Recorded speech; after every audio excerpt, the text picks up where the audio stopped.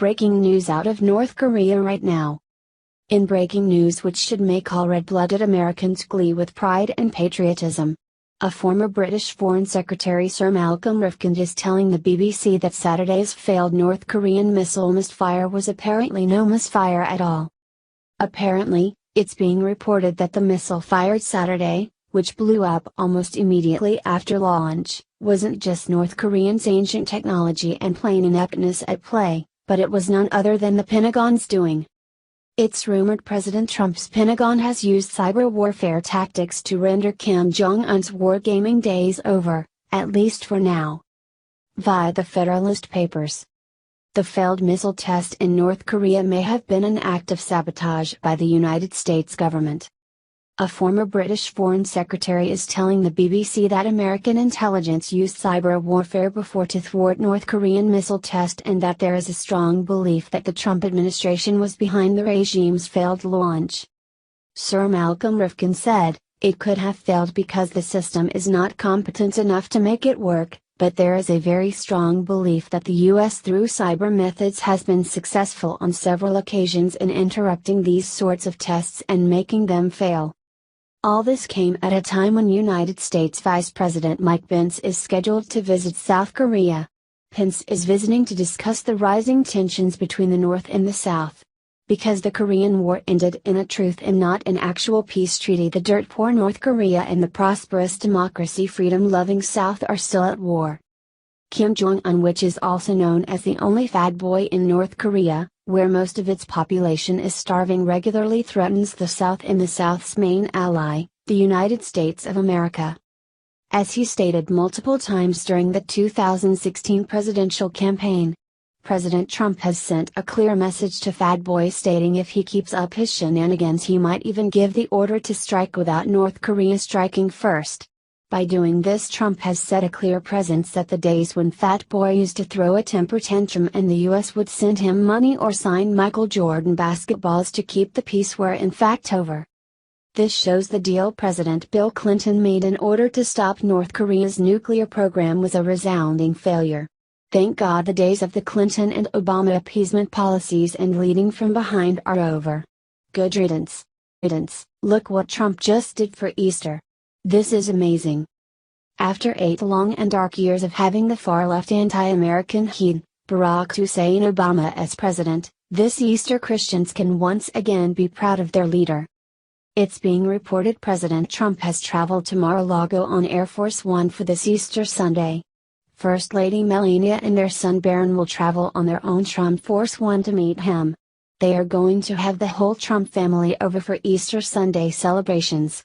Except for Inga, who is celebrating Passover in Canada with her husband Jared Kushner and 3 children.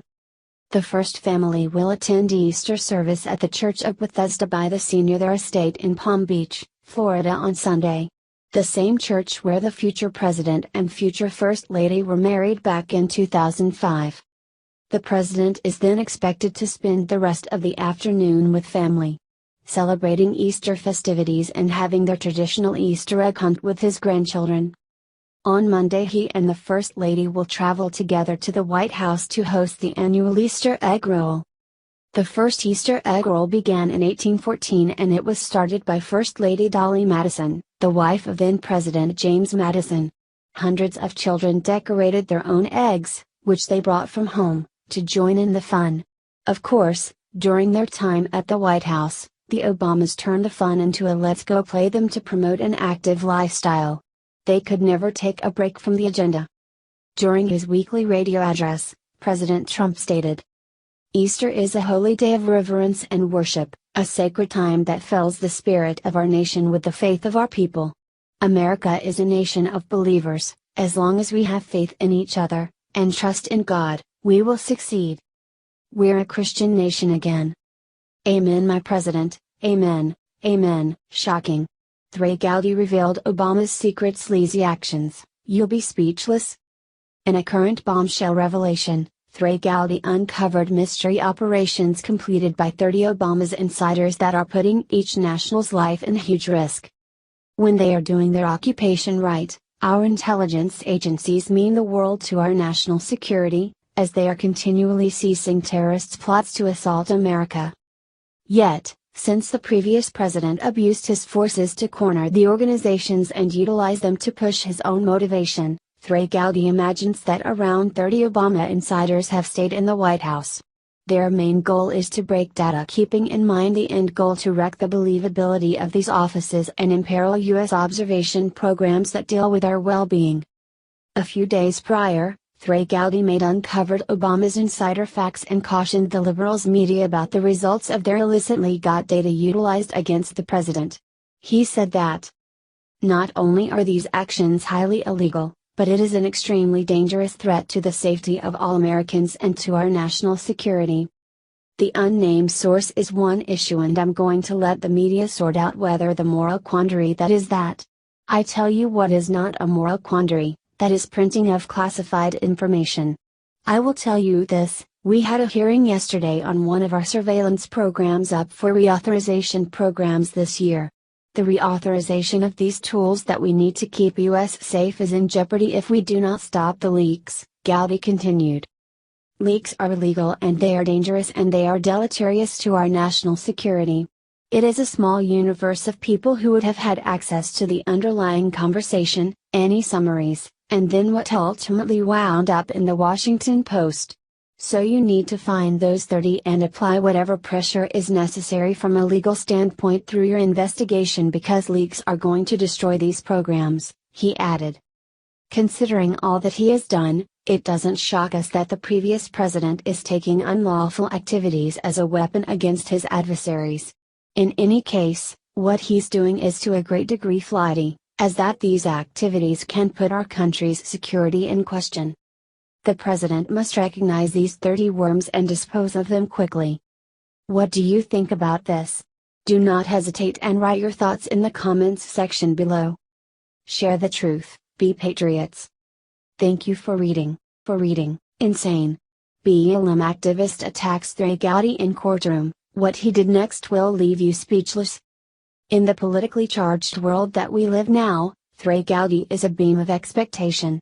Despite the fact that the clasp you are going to watch is 2 years of age, however, it is worth glance back at for his extremely marvelous takedown of a social equity master. Meet Deborah Ramirez from Northeastern University went up against Trey Gowdy in the House. As per Politico, Gowdy scrutinized her amid the House hearing on the cases that BLM was making. They feel that cops are one-sided against Black Americans. Ramirez says that she was a previous prosecutor, yet the contrast amongst her and Trey Gowdy is that Trey Gowdy was readied. Trey Gowdy hit her with a rundown of 340 police officers who were killed in the line of duty in South Carolina. Whether you're killed by a police officer or your next-door neighbor, you're every bit as dead, are not you? I want to get to the point where we lament the death, the murder of a Black female like Nell Lindsay, a South Carolina woman murdered by her estranged husband in 2002, just as much if it's at the hand of an abusive husband, which it was, as we would if it would have been at the hands of a white cop, he said.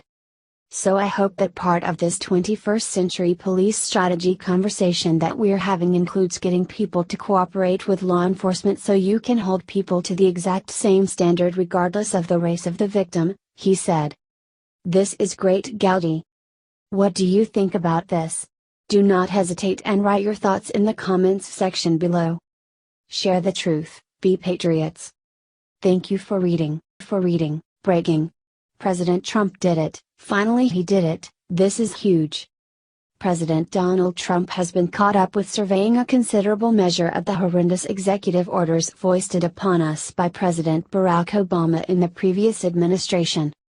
One that has horribly affected agriculturists, property holders, farmers, and organizations is the guiltless-sounding Clean Water or Waters of the United States rule, also called WOTUS. President Trump simply declared he will move back the rule and clarifies why encompassed by a considerable lot of the general population whom the rule hurt.